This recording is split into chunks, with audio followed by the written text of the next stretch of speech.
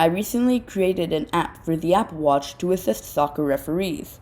Not only can the app keep track of time, but can also be used to log things such as goals, cautions, and ejections, and give an end-of-game report at the end.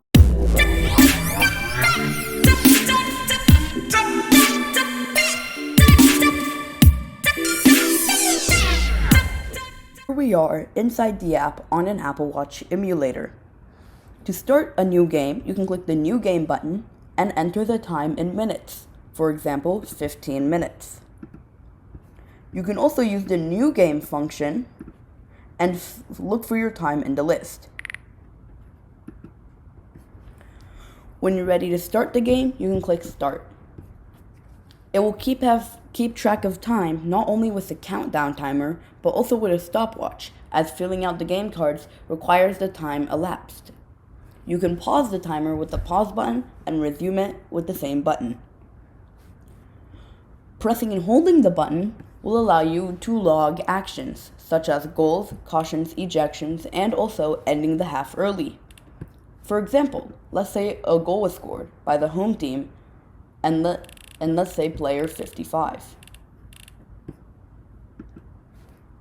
It has now logged this, and if you press and hold the button, you can see the current score is 1-0.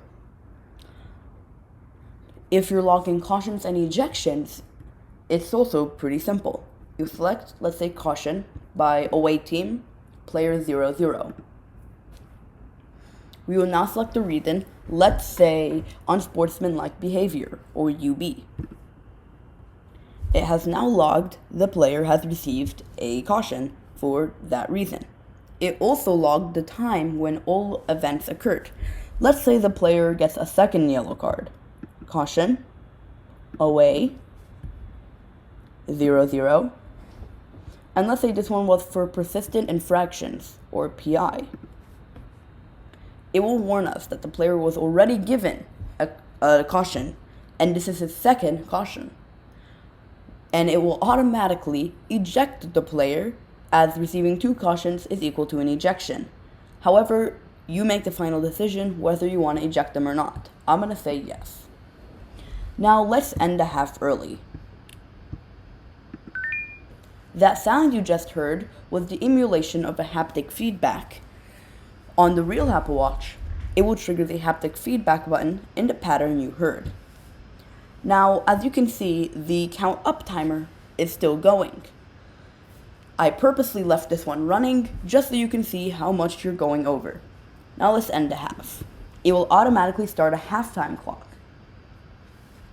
When you're ready to complete halftime, click the next half button and it will reset everything. Start the watch back up and you'll see that the timer has started at the 45 mark. This is because in the second half, you have to include the added time from the previous half. In this one, let's say a goal was scored by the away team, by player, let's say 1. If we check back on the score, it's currently 1-1. Now let's go ahead and end the half.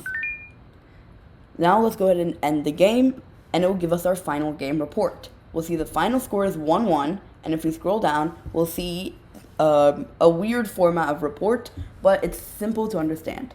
The G stands for a goal, H stands for home team, and then 55 is the player number. Now let's go here.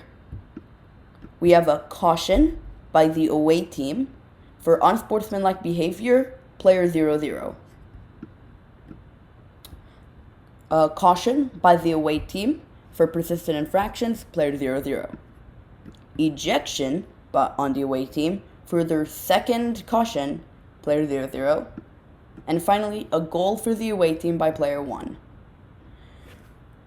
And these numbers that are actually shown in the list are the times in which these events occurred. For those of y'all looking to use the app, I've put it on the App Store and I've put a link in the description. Thank you for watching.